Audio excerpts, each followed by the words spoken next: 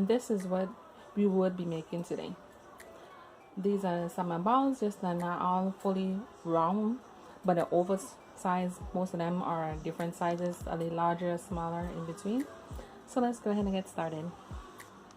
Hey everyone, this is Miss Citara from Sparkling Memories. Today what we're going to be doing is salmon balls, which is going to be a little different. So we have the beginning portion as far as when it comes to the ingredients. In front here we have the egg lines best, the large eggs, 12, but we're only going to use about 2 or 3.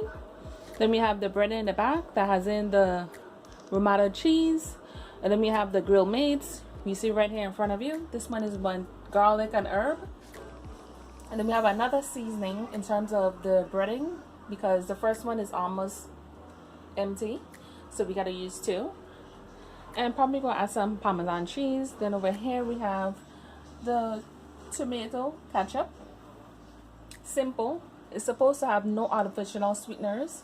And of course over here we have the canned salmon, the pink one.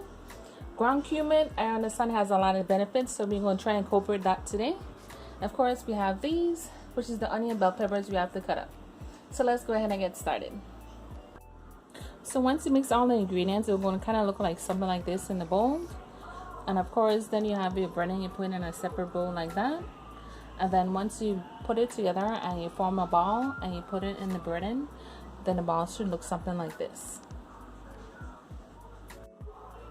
So it's about that time. The oil seems to be hot, so we're going ahead and going to get our spoon. I do don't want to put a hole so the oil's going to seep through. We just grab them up and put them in. Of course it's going to go to the bottom before it starts rising up, so you always want to expect that. As long as it's hot and you can see the bubbles, then you're pretty much good. You point a good bit so they can actually spread out and not too close to each other. Of course, you know, we always have the paper towel and the rack so you can actually drain the oil. So once it bubbles like that, then you know for sure your oil is hot. The main reason I'm using the spoon is so you can actually curve them so they get brown on different sides. Okay, so we have the oil nice and hot, but there's something in there so you can see that it's actually bubbling, so you know. And then we're gonna just take the spoon that has the holes in it, and then we're just gonna put it in there.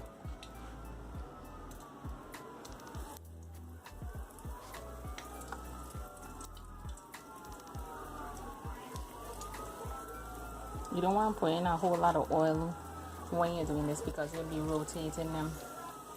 You might need a little bit more oil because I only start out with a small amount right now,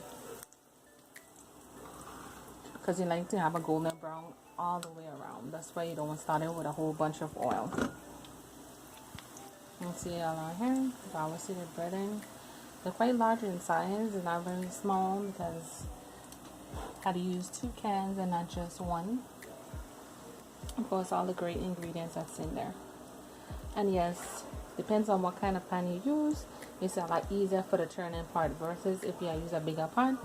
Instead, just use a frying pan, make it a little bit more easier when you're doing the turning. Of course, you have the paper towel on the bottom of the rack, so you can actually drain some of that oil out. And now you see in front of you, we have the finished product, the salmon balls. Yes, they're not all fully round, but it is what it is, right? As long as you have all the essential ingredients, everything should be fine. So till next time, this is Miss Citara from Sparkling Memories. Bye-bye.